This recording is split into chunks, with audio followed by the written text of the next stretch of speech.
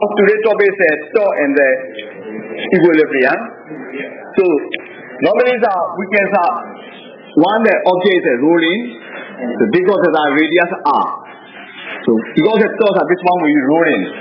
So rolling means the angular velocity is omega. Omega is the angular velocity. So this one is rolling into this direction. So this is the linear velocity v. So we can calculate the linear velocity v is equal to omega into r. So angular velocity multiply the radius. So we can calculate for this linear velocity. So the v is equal to omega multiply r. We can calculate for this linear velocity. In the meantime, when this object is rolling, we can also calculate the kinetic energy. So this is for the kinetic energy. So kinetic energy can be calculated k is equal to half into I into omega square. I is a moment of inertia, omega is a angular velocity. So I is a moment of inertia.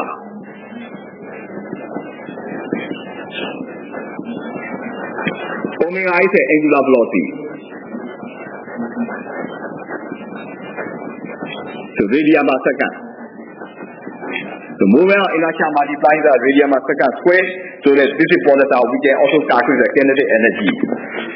So this is the way that we can calculate for the rolling objects and kinetic energy and also there's angular velocity.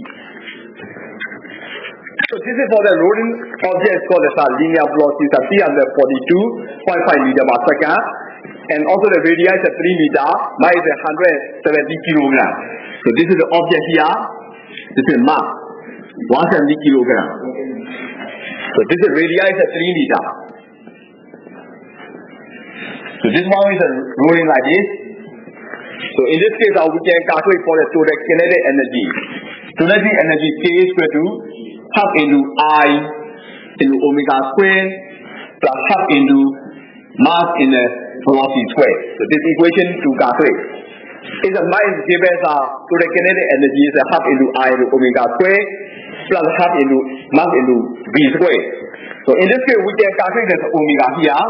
Omega is equal to the v by r. For this circuit change, moment of inertia I can also be calculated. I is equal to half into m into r square. And therefore, we can calculate this equation. K is equal to half. I is equal to half into mr square. Other is omega. So omega is equal to the v by r square plus half into mv square. So then we just this one we just we calculate. So this is for the 1/4 into, so this is the m square r power 4 divided by v square by r square plus half into m v square. So then we just half in mr square. So half mr square, so half into mr square. So here you can see the mass will be just you can answer this v square, I square, r square will be cancelled.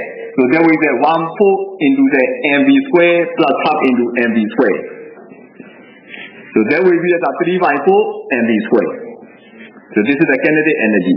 So we now substitute 3/4 multiply, mass is 170, velocity is 342.5. So then you can calculate to the kinetic energy.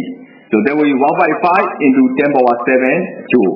So this is the way that we can calculate to the kinetic energy of the rolling object.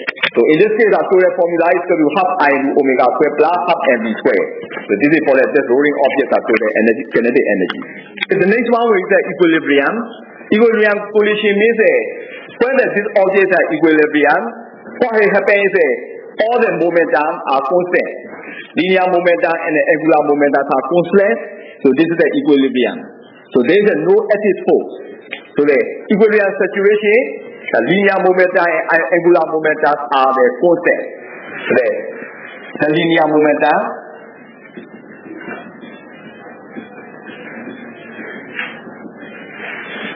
so delta p constant. And the angular momentum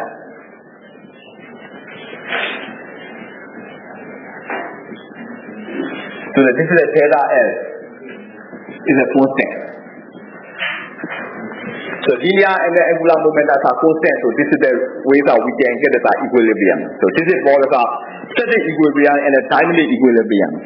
In this case, when there's a change in the saturation, for example, at the kind of momentum, rate of change of the power is a zero.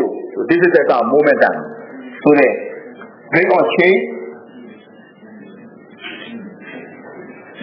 of power equal to P is equal to 0. So this is the equilibrium.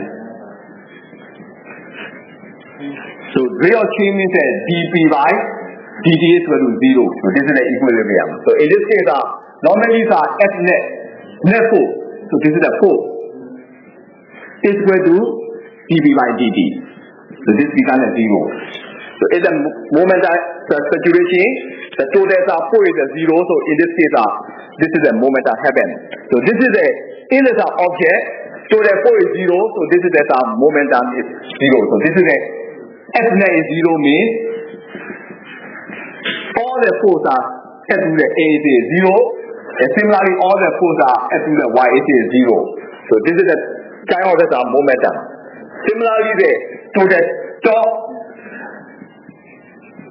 it is 0. So this means that this one is the momentum means that F is also 0 and vertical force Fy is 0. So there will be the T also 0. The rotation at top, horizontal force and vertical force are 0. So in this case, this object called as momentum. So when the momentum equilibrium saturation, the object, for example, this is the force here, F1, F2, and F3. So all the outward force are F1 plus F2 is equal to all downward force F3. So this is the way that we can write down as a momentum equation. So equilibrium saturation. So this program we need to calculate the equilibrium. So we have to calculate the F1, F2. So first condition that we have to take the moment of center.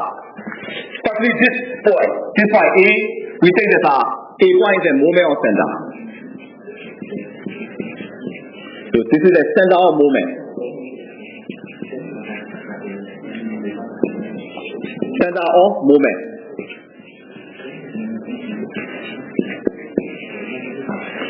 So A point we take the center of moment at the point A. So center of moment at the point A means we take this point A moment here. So in this case, we don't need to consider about the force acting at the point A. Only the thing you have to consider about the clockwise and the anti-clockwise force. So the at the A is the center of moment. So in this case, all the force are equal to clockwise force are equal to all the anti-clockwise force. So the at the A point, which ones are the anti-clockwise force? F2 anti-clockwise force. So this F2 is rotating this way.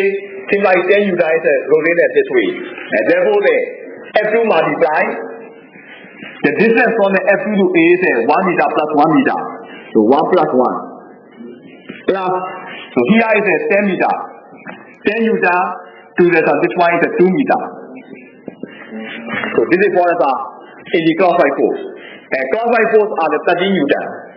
So 13 Newton multiply 1 meter plus 20 Newton to 4 plus 2 meter. So that will be the moment of the center we take. So here you can calculate 2F2 plus 20 is equal to 30 plus, so the 20 multiplied by 6, so this is 120. So the 2F2 plus 20 is equal to the 150. So 2F2 is equal to the 130. So F2 is equal to 65 kilonewton, 65 Newton. So this is the way we can calculate F2. And then at the time of the equilibrium, all the summation Fy is equal to 0. So we add the all the force, y-axis force are 0. There is no a-axis force. Only the y-axis force are concerned because this bar, only the force are the vertical force. So summation Fy 0 means that all force are outward equal to all force go to the downward. They are the same. So the outward force are which one? 20 and F2 are outward force. So the 20 plus F2 equal to downward force are 10 plus F1 plus 30. Okay, 20 plus F2 is 65, 10 plus F1 plus 30. So this is 85 square root of 40 F1.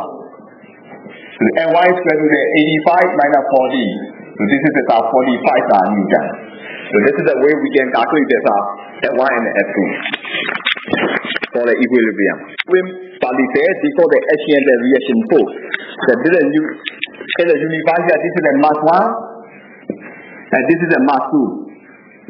So the force between the mass 1 and mass 2 is a F. So the F and the distance of this is the difference between the two forces is R. R is the distance between the force. So this is the F. And 1 and 2 is this is the mass. F is the force. R is the distance.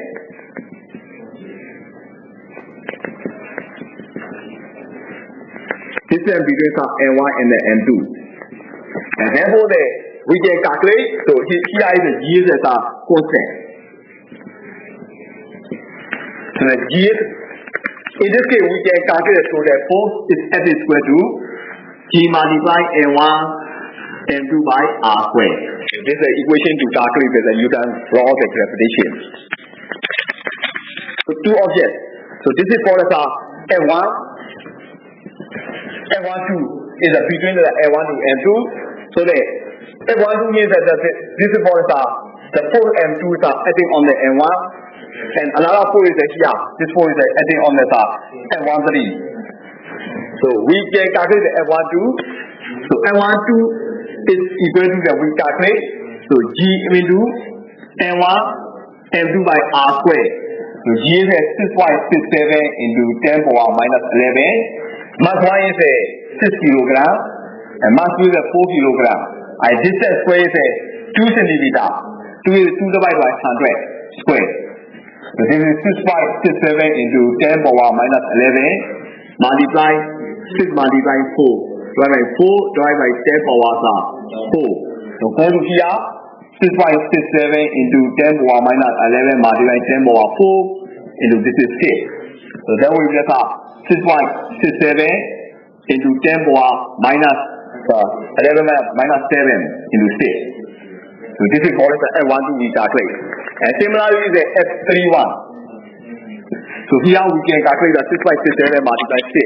So 6.67 multiplied 6.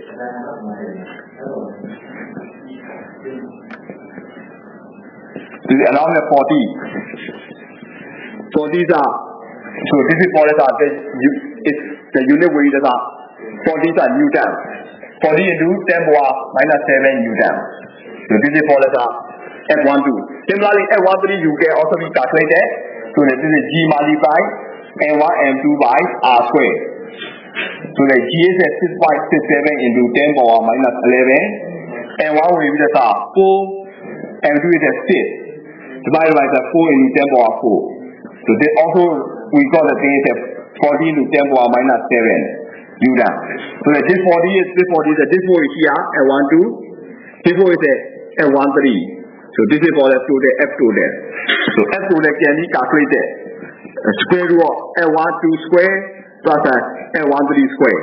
So then we square root of 40 into 10 power minus 7 square plus 40 into 10 power minus 7 square. So that will be 40.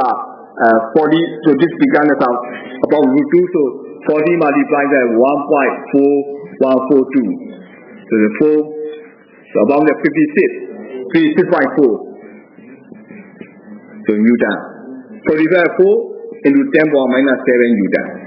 So this is the way that we can calculate for the force acting on the two objects. So this means that total force can be calculated. Net force is equal to the summation of the all force. So this is the way that gravity, you can calculate net gravitational force is equal to summation of the all force by this formula. Today's topic is torque and the equilibrium. So normally we can one object